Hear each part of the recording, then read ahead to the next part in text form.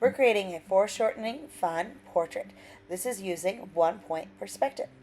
First thing you're going to do, you're going to take your shoes off and you're going to place them on your paper and trace them. Once you've traced one, you can then put your other shoe on your paper and trace it. Once your shoes are traced, you'll then put your hands down above your shoes and you'll trace your hands. If you need a friend at your table to help you on tracing your more dominant hand, like your right hand, then you might have a friend help you. I'll be also coming around and helping you as well trace your hand on your paper. Okay? When you have your hands and your shoe drawn, we're going to start to work on our 1-point perspective. So when we talk about 1-point perspective, that means we're creating all our lines from 1 point. And our point is kind of like where your belly button would be on your person. So once we've gotten our hands, and you can fix any little part that you messed up on tracing them, and check on your shoes and fix any parts that you might be tracing them, we're going to then look at the pants and find our 1-point perspective.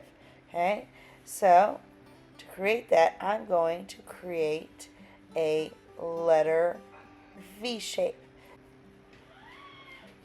Once you've created your upside down letter V, we're going to think about how our pants is going to go in there. So we're going to create a horizontal line. That'll be about where in the middle of that is where our point is for our 1-point perspective.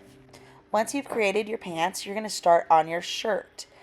So we're going to start to create some vertical lines. We're going to then add some diagonal lines meeting at the palm of our hands, connecting to our shirt. Then you can start to add some curved vertical lines to create the sleeves of your shirt. I make a little letter U to create the neck of the shirt. Now, you might have some overlapping. You're going to think about what is in front of something, and if it's in front, you're not going to be able to see some things. So I'm starting to create my U shape for my face, and there's going to be some parts of my face that are going to be overlapping. I want to think about things that are on my face. I'm going to make my mouth for it to talk. Depending on where your fingers are, you might be able to see your nose, and that's just a letter C shape.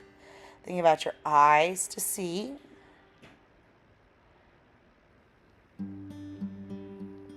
Think about your eyebrows. After you have your eyes, you want to have your eyebrows and your eyelashes.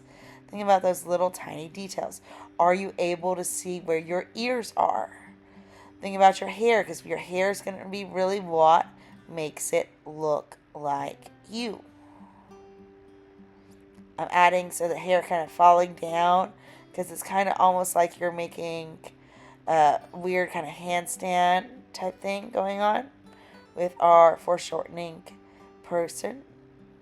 Once you've gotten your portrait on your t-shirt, you're going to create your name. You're going to make a design out of your name. I start off making my name in print, and then I can go back and start to create my letters as block letters. We also have texture plates. Remember to use the texture plates. You place it behind your paper, and then you rub your crayon or colored pencil on it, and it'll create designs like lines, stars, hearts, bricks, depending on which texture plate you pick. Once you have your name on your shirt, we're going to create the rest of our designs on the soles of our shoes. Our first step, we're going to make a circle, and then you're going to put your age in it. Now, I did this last year, so it's going to say 45. Miss Mutt's age is actually 46 now. You're probably going to be 8, or maybe some of you are 9, maybe some of you are still 7. Write your age in a circle on your shoe. On the other shoe, you're going to create a circle, and you're going to add your grade level. You are fourth grade, so you're going to write fourth. Next, you're going to think about what is your favorite movie, or maybe it is a TV show.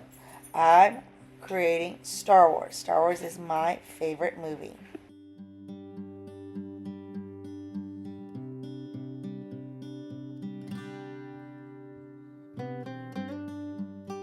Next, you're going to create your favorite sport.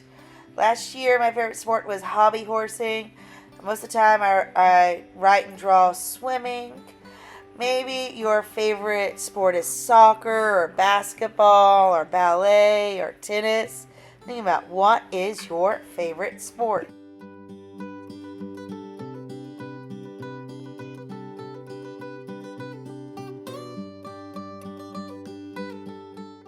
While you are thinking about your favorite things, you might also add some different designs on your shoes, like I outlined my shoe area.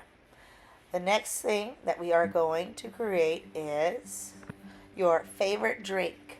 I'm drawing a boba tea. Sometimes I like water, sometimes I like orange juice. Think about what is your favorite drink. Maybe it's just the favorite drink that you're drinking right now. Or maybe you have a favorite drink that you drink all the time. Maybe it's Coca-Cola, Pepsi, Sprite. Think about what do you like. Once you've drawn your favorite drink, you're going to then start to draw your favorite school subject. I'm going to draw art. Maybe your favorite school subject is math or science, reading, social studies. Maybe you like PE. Maybe you like music. Think about your favorite school subject.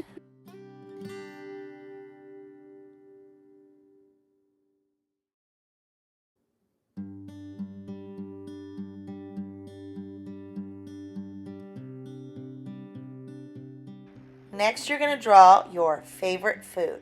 I'm going to draw tacos. Maybe your favorite food is like a breakfast food, like donuts or pancakes. Maybe you like a dessert, like cake. Maybe yours is like hamburgers or hot dogs. I don't know. Think about what is your favorite food. Next, you're going to draw your favorite book. I'm drawing Harry Potter.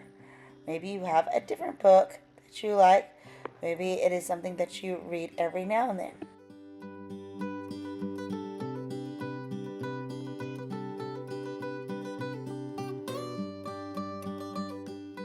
Next, you're going to create a fun fact about you.